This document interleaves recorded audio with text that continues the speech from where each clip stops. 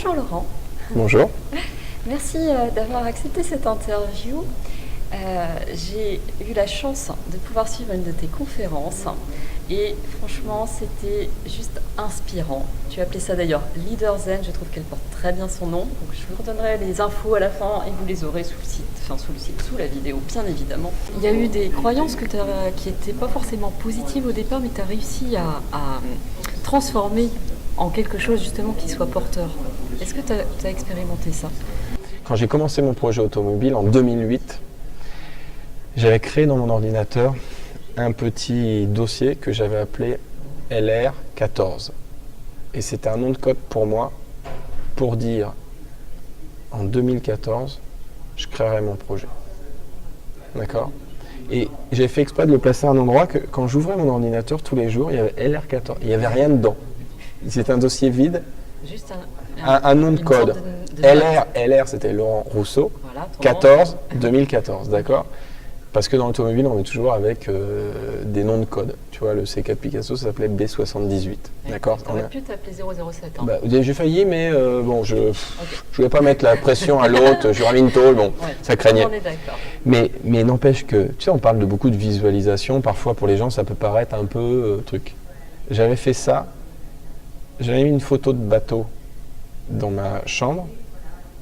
Et j'avais mis une photo de Tony Robbins de dos avec un micro et une salle derrière.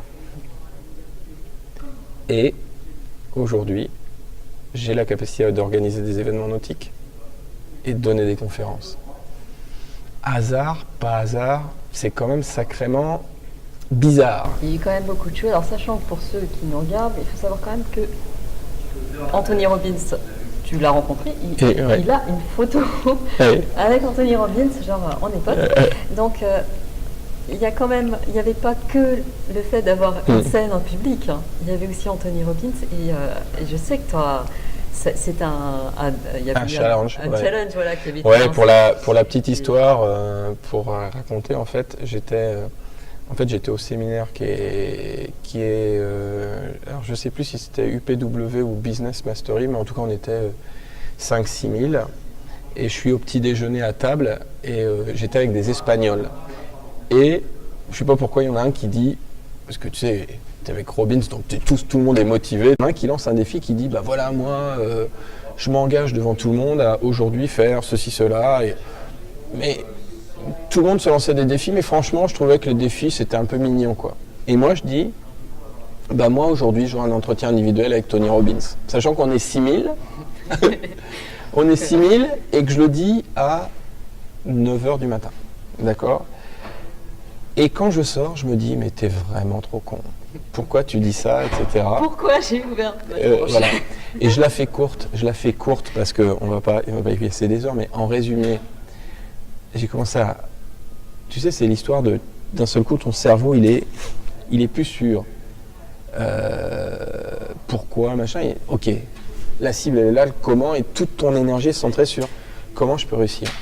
Et d'un seul coup, je me dis, mais tiens, son garde du corps, le projet sur lequel je travaille à l'époque est industrialisé en Espagne. D'accord? Pour que tu comprennes le contexte. Et je me dis, mais son garde du corps, il a l'air espagnol. D'accord?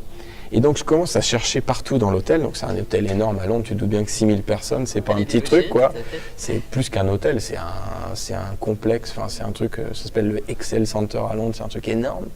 Et je commence à faire tous les étages, les machins, les trucs, et j'ai un gros coup de bol, mais quand tu crois que tu as de la chance, bah elle arrive, je vois le garde du corps qui est en train de prendre son petit déj tout seul.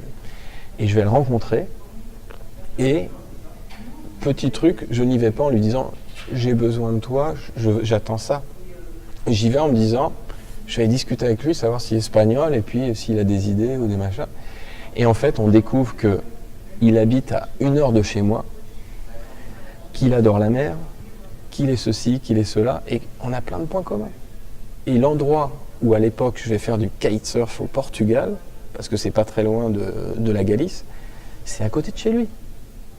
Donc quand on parle de connexion quand tu es à l'étranger et que tu habites à 1 heure, dans des pays genre Espagne, Portugal et que tu es en Angleterre, il y a un lien qui se crée. Tu vois ce que je veux dire? On n'est plus étranger, on est des cousins, entre guillemets, à 1 heure de route, tu vois. Et je la fais courte, mais en gros, il va m'aider il y a des pauses pendant le séminaire, et tout le monde essaye de sauter sur Tony Robbins, mais il y a des centaines de personnes, donc évidemment, tout le monde ne peut pas y aller. Et donc, il y a un moment, je dis aux gens, bon, bah là, je vais y aller parce que j'ai un rendez-vous et tout, et il y a le garde du corps qui fait « You know, yes ». Et je vais me retrouver avec Tony Robbins tête à tête comme ça, parce qu'il va me parler de focus, donc je me retrouve avec tête à tête, et effectivement, on a fait une photo.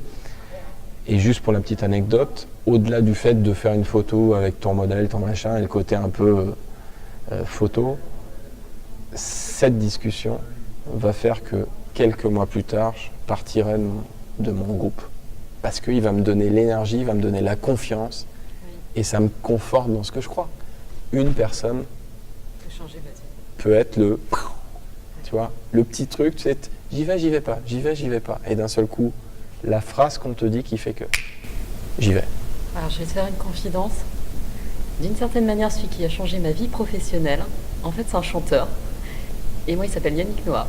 D'accord. Et à la radio, à l'époque, il passait en boucle la chanson, alors je vous le donne en mille, c'était Ose. Redonne à ta vie toutes ses couleurs, Ose. Vous avez entendu Laurent, il est juste exceptionnel. Si les gens veulent en savoir un peu plus sur toi, où est-ce qu'ils doivent... Alors, leaderzen.com, ils devraient nous trouver. Grand merci. Merci à toi, Sophie. Merci. Merci à vous. Pour une nouvelle interview. À bientôt.